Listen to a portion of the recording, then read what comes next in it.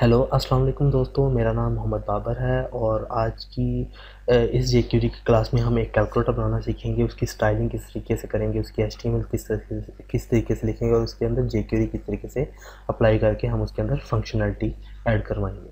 तो सबसे पहले तो मैं यहाँ पर ड्रीमर की फाइल में आता हूँ और यहाँ पर मैं कुछ डिव्स बनाता हूँ। एक डिव है मेरे पास डिवाइडी रैपर और इस डिव को मैं क्लोज कर लेता हूँ और इसके अंदर जो है मैं दो डिव्स बनाता हूँ, एक हेडर की और इसको क्लोज करके नीचे मैं एक और डिव बना लेता हूँ डिवाइडी बॉडी।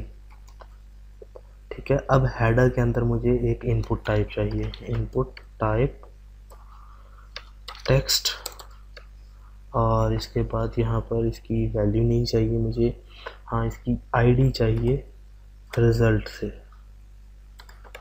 ठीक है, और इसको मैं यहाँ पर क्लोज कर देता हूँ और बॉडी के अंदर जो है मुझे बटन चाहिए। तो टोटल इनपुट टाइप बटन आ जाएगा और इसकी वैल्यू जो है मैं फिल वक्त 1 रख लेता हूँ, उसको क्लोज कर देता हूँ। ये हमारे पास ये आ गया और इसको मैं यहाँ से कॉपी करके इनकी क्लास दे देता हूँ मैं, क्योंकि बटन्स काफ़ी सारे हैं तो इसको मैं BTN की क्लास दे देता हूँ। और यहाँ पर इसको कॉपी कर लेते हैं इसको और कॉपी करके 16 टाइम्स पेस्ट करते हैं, क्योंकि हमारे पास 16 बटन आने हैं। 1 2 3 4 5 6 7 8 ये 8 को कॉपी कर,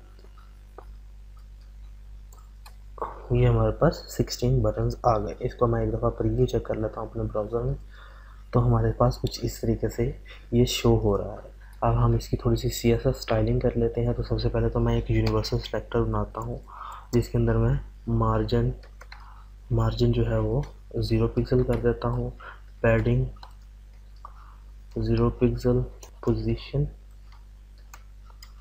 रिलेटिव कर देते हैं, सेव कर लेते हैं। और अब मैं बॉडी को थोड़ा सा बैकग्राउंड कलर इसका चेंज कर देता हूँ।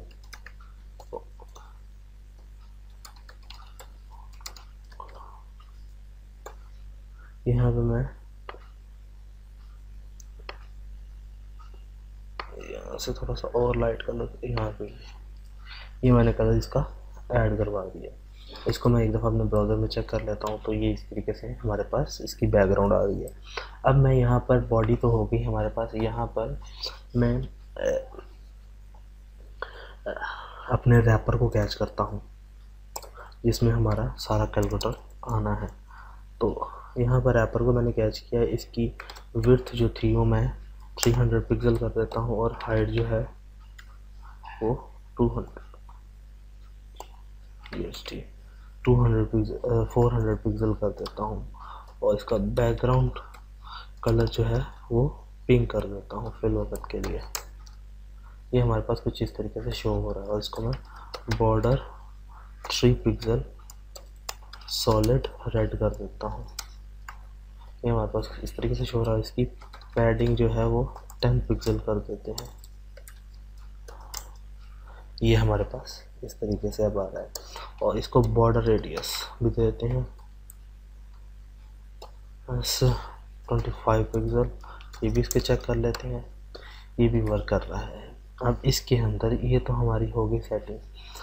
अब मैं यहाँ पर आके रैपर के अंदर मौजूद जो हमारे पास हेडर है उसकी हेडर में जो मौजूद रिज़ल्ट की आईडी है उसको कैच करता हूँ, यानी कि जो हमारे पास इसकी आईडी है, ये जो हमारे पास इनपुट टाइप टेक्स्ट है इसकी आईडी है। इसकी मैं विड्थ जो है वो 280 पिक्सल कर देता हूँ और हाइट इसकी 35 पिक्सल कर देता हूँ। ये इस तरीके से कुछ हो रही है हमारे पास, ठीक है। और इसकी पैडिंग राइट जो है वो 5 पिक्सल कर देता हूँ और इसको सेव करके एक दफ़ा रिफ्रेश कर लेते हैं। इसमें कुछ लिख कर देखते हैं, ठीक है। ये हमारे पास कुछ इस तरीके से लिखा जा रहा है। मैं इसको चाहता हूँ कि ये राइट साइड से लिखा जाए, तो मैं इसके साथ टेक्स्ट लाइन जो है राइट, तो ये हमारा अब टेक्स्ट जो लिखूँगा वो इस साइड से लिखा जाएगा। अब इसका जो मार्जिन है लेफ्ट से वो 5 पिक्सल है, ये चीज़। अब इसका भी बॉर्डर रेडियस जो है वो 10 पिक्सल कर देता हूँ, ये चीज़ आ गई हमारे पास। और इसका फ़ॉन्ट साइज़ जो है वो फ़ॉन्ट साइज़ में इसका 24 पिक्सल कर देता हूँ। फ़ॉन्ट वेट जो है वो बोल्ड कर देता हूँ। आप इसका चेक कर लेते हैं लिख कर, ये इसमें इस तरीके से लिखा जा रहा है तो सही है। इसका कलर अगर आपने चेंज करना तो वो भी कर सकते हैं। ठीक हो गया। इसकी लेटर जो है लेटर स्पेसिंग वो मैं 3 पिक्सल कर देता हूँ ताकि थोड़ा सा खुला खुला आए यहाँ पर हमारे पास डाटा। ठीक है, थोड़ा सा इनके लेटर्स के दरमियान स्पेसिंग आ गई। तो ये हमारी इस फील्ड की सेटिंग हो गई। अब मैं हेडर के अंदर रैपर के अंदर मौजूद जो बॉडी है इसको कैच करता हूँ और इसका मार्जिन जो टॉप है वो 10 पिक्सल कर देता हूँ ताकि ये थोड़ा सा इन दोनों में फासला आ जाए। ये आ गया। अब यहाँ पर बॉडी के अंदर ही जो मौजूद BTN की क्लास है, BTN की क्लास मैंने दी थी, यहाँ पे अगर आपको दिखाता हूँ तो ये देखो कि बॉडी की डिव के अंदर यहाँ पे BTN के जितने भी थे क्लास वो बटन्स की थी। तो इसको मैं चेंज कर देता हूँ इसकी क्लास को, तो यानी कि इसकी सेटिंग चेंज कर देता हूँ। इसको मैं विड्थ कर देता हूँ, विड्थ इसकी कर देता हूँ मैं 50 पिक्सल। पहले इसको सेव करके देख लेते हैं, इस तरीके से आ रहा है। और इसकी हम पैडिंग जो है वो 20 पिक्सल कर देते हैं, ये आ रही है। और इसका मार्जिन लेफ्ट जो है 10 पिक्सल और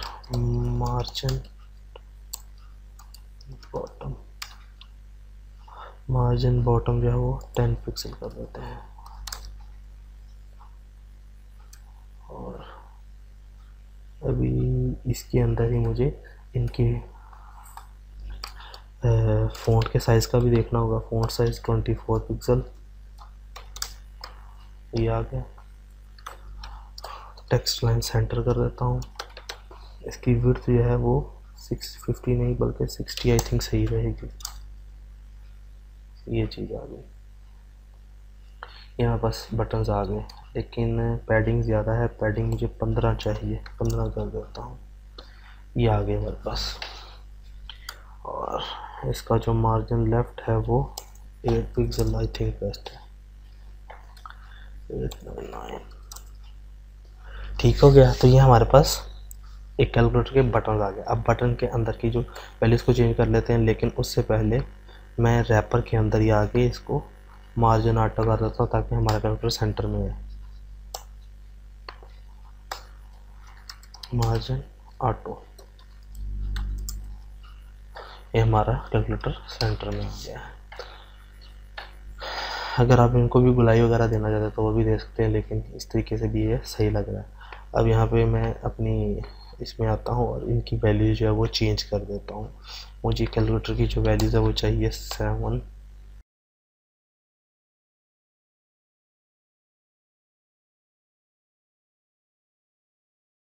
और इसके नीचे मैं एक और बटन ऐड कर देता हूँ और इसका नाम, इसकी वैल्यू जो है वो मैं क्लियर रख देता हूँ। इस तरीके से हमारे पास ये सारे बटन्स आ गए। अब ठीक है, अब मैं इसकी jQuery अप्लाई करता हूँ, लेकिन थोड़ी सी मुझे इसकी स्टाइलिंग करनी होगी। ये कि मुझे इसके अंदर जो क्लियर का बटन है इसकी क्लास जो ख़त्म करनी होगी, और जो इक्वल की वैल्यू है इसकी क्लास जो है वो मुझे ख़त्म करनी होगी। तो मैं इसकी क्लास ख़त्म करके इसकी आईडी रख लेता हूँ कैलकुलेट, ठीक है। और इसकी ख़त्म करके मैं इसकी आईडी रख लेता हूँ क्लियर, ठीक है। सेव कर लेता हूँ। हमको मैं आके यहाँ पे रिफ्रेश करता हूँ तो ये देखो कि इन दोनों के ऊपर अप्लाई नहीं हुई CSS। तो वो क्यों नहीं है? क्योंकि हम इसको कैच नहीं कर पाए। तो हमारे पास यहाँ पे बटन की ऑलरेडी CSS हुई है। मैं इसी को कॉपी करके तो पेस्ट कर लेता हूँ और .btn की जगह पर हैश कैलकुलेट लिखूँगा और इसको यहाँ पे आकर रिफ़्रेश करता हूँ तो ये देखो कि यहाँ पे भी इसकी फंक्शनलिटी अप्लाई हो गई। और सेम इसी तरीके से मैं इसको कॉपी करके पेस्ट कर देता हूँ और यहाँ पे हैश डॉट बटन की जगह पर हैश क्लियर लिख लेता हूँ और ये इसकी भी यहाँ पर आ गई। लेकिन मुझे इसकी थोड़ी सी लेंथ वगैरह में डिफरेंस चाहिए बाकी बटनों की निस्बत, तो मैं इसकी विड्थ जो है वो 100 कर देता हूँ। ये आ गया। और इसका मार्जिन लेफ्ट जो है वो भी 100 कर देता हूँ। तो ये मेरे पास इस तरीके से शो हो रहा है। अब बेसिकली मैं ये चाहता हूँ कि jQuery के अंदर आकर मैं इनकी ऊपर फंक्शनलिटी ऐड करना चाहता हूँ। तो सबसे पहले मैं यहाँ पर आकर सब बटन को कैच करना चाहता हूँ जिनकी क्लास .btn है। तो मैं यहाँ पर डॉलर के साथ ब्रैकेट स्टार्ट करके मैं यहाँ पर .btn को कैच करूँगा। हाँ, मैं कॉलन बटन से भी सब कैच कर सकता हूँ, लेकिन इसमें और उसमें फ़र्क क्या होगा कि इस तरह अगर मैं बटन करूँगा तो वो सारे के सारे बटन्स को कैच कर लेगा, जबकि मैं ऐसा नहीं चाहता सारे के सारे बटन ना कैच हों। मैं कहता हूँ वो वाले बटन कैच हों जिनकी क्लास btn है। तो मैं सिंपल कॉलन btn की जगह पर .btn डाल देता हूँ। ठीक है, यहाँ पर डॉट और इसके ऊपर क्लिक इवेंट बनाता हूँ कि कोई भी इन बटन्स के ऊपर क्लिक करे तो क्या हो। सबसे पहले तो मैं ये कहता हूँ कि इन पे कोई भी क्लिक करे तो इसके अंदर वैल्यू आए इन बटन्स की। तो मैं क्या करता हूँ कि यहाँ पर इसको कैच करता हूँ, इस वाले को। तो इसके कैच करने का तरीका क्या है कि मैंने इसकी आईडी दी हुई है रिज़ल्ट, तो मैं इसको रिज़ल्ट से कैच करूँगा। तो यहाँ पर सिंगल कोट्स के अंदर हैश रिज़ल्ट, ठीक है, इसको कैच किया। और इसकी मैंने कहा कि इसकी वैल्यू पता क्या कर दो, जो भी वैल्यू होगी वो होगी इसके अंदर मौजूद इसकी अपनी ही वैल्यू, यानी कि इस रिज़ल्ट के अंदर की वैल्यू के अंदर जो वैल्यू आए वो रिज़ल्ट की अपनी ही वैल्यू हो। तो मैं इसको ही कॉपी करके इसकी वैल्यू के अंदर पेस्ट कर देता हूँ। ठीक है, और इसके अलावा मैं बता देता हूँ कि जितनी भी वैल्यू हो वो तो इसमें आए, वैल्यू की वैल्यू ही इसमें आ जाए और उसके आगे जो भी बटन मैं क्लिक करता जाऊँ वो भी आ जाए। तो यहाँ पे दिस की ऑप्शन डाल देता हूँ मैं, dollar bracket start this bracket close और यहाँ पर डॉट के बाद मैं वैल्यू ब्रैकेट क्लोज। अब मैंने बेसिकली ये क्या कहा है उसको, अब मैं थोड़ा सा आपको बता देता हूँ। मैंने इसको बोला कि जैसे ही कोई btn वाले बटन को क्लिक करे तो आप ऐसा करो कि रिज़ल्ट को कैच करो और रिज़ल्ट में जो वैल्यू शो करवाओ आप वो रिज़ल्ट की अपनी ही वैल्यू शो करवा दो। अब रिज़ल्ट की अपनी ही वैल्यू शो करवा दो और फिर उसके आगे आप इसी बटन की वैल्यू ऐड करते जाओ हर बार, तो वो इसको ऐड करता जाएगा। अब देखो जैसे मैं इसको सेव करके यहाँ पर रिफ्रेश करता हूँ तो यहाँ पे देखो 7 8 5 6 9 डिवाइड 6 मल्टीप्लाई बाई ये सारा कुछ इस तरीके से ये लिखता जाएगा। लेकिन ये इज इक्वल और इसका कोई फ़र्क नहीं इस पर पड़ेगा क्योंकि मैंने इनके ऊपर अभी कोई फंक्शन अप्लाई नहीं किया और इनके क्लास जो है वो btn नहीं है, इनकी अपनी आईडी है, इसकी कैलकुलेट की और इसकी क्लियर की। तो मैंने इनके ऊपर भी फंक्शन अप्लाई कराना है कि जैसे ही मैं क्लियर को क्लिक करूं तो ये जो है वैल्यू सारी क्लियर हो जाए। अभी ये नहीं हो रही तो मैं यहाँ पर आता हूँ और यहाँ पर अब मैं क्लियर बटन के लिए एक फंक्शन बनाऊँगा। तो मैं कहता हूँ ये था कि जो भी किसी btn वाले बटन को क्लिक करे तो फिर ये फंक्शन अप्लाई हो। मैं कहता हूँ कि हैश क्लियर वाले बटन को कोई भी क्लिक करे तो क्लिक फंक्शन इसके ऊपर अप्लाई कर देता हूँ। तो क्या करो आप इसी रिज़ल्ट को कैच करो, हैश रिज़ल्ट को कैच करो और इसकी जो वैल्यू है वो आप निल कर दो। वैल्यू के अंदर ब्रैकेट्स के अंदर आके 2 सिंगल कोट्स डाल देता हूँ मैं।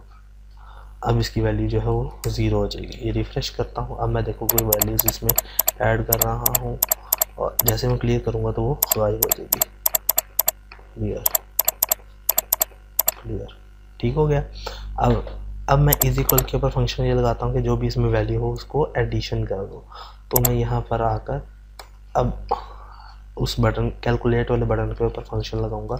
तो यहाँ पर मैं हैश कैलकुलेट को कैच कर लेता हूँ और मैं कहता हूँ जब भी कोई इसके ऊपर क्लिक करे तो आप रिज़ल्ट को पकड़ो,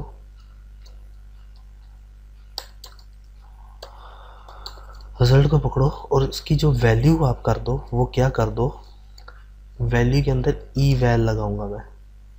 ई वैल मतलब इवैल्यूएट, यानी कि इसके अंदर जो भी डाटा होगा, जैसे अगर मैं इसके अंदर 2+2 लिखूंगा, 2+2 लिखूंगा और जैसे मैं इक्वल को करूँगा तो वो 2+2 को खुद ब खुद ऐड करके इसी के अंदर ही शो कर देगा। तो मैंने कहा कि कैलकुलेट करो, कैलकुलेटर वाले बटन पे कोई भी क्लिक करे तो रिज़ल्ट के अंदर मौजूद जो वैल्यू है वो क्या हो जाए, वैल्यूएट हो जाए। और वो किसकी वैल्यूएट हो जाए, इसी की वैल्यू वैल्यूएट हो जाए।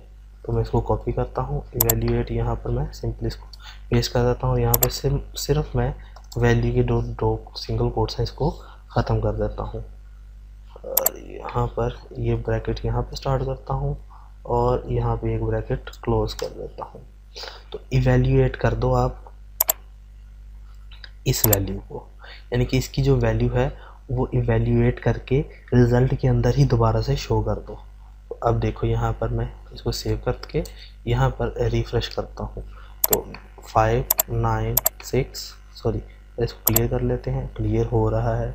2 × 6 इज इक्वल 12 आ रहा है, फिर multiply by 3 is equal 36 minus 30 is equal 6 62.5 minus 2.5, ठीक है। तो ये 60 हो गया। तो ये हमारा एक परफेक्ट कैलकुलेटर बन चुका है। तो मुझे उम्मीद है कि आप लोगों को इसकी समझ आई होगी। तो आप मुझे फीडबैक दे सकते हैं कमेंटिंग के ज़रिए और मुझे अगर आपको क्वेश्चन पूछना है तो आप मुझसे वो भी पूछ सकते हैं। तो नेक्स्ट क्लास में इंशाल्लाह मज़ीद ट्यूटोरियल्स के साथ मुलाकात होती है। मुझे इजाज़त दीजिए, तब तक के लिए अल्लाह हाफिज़।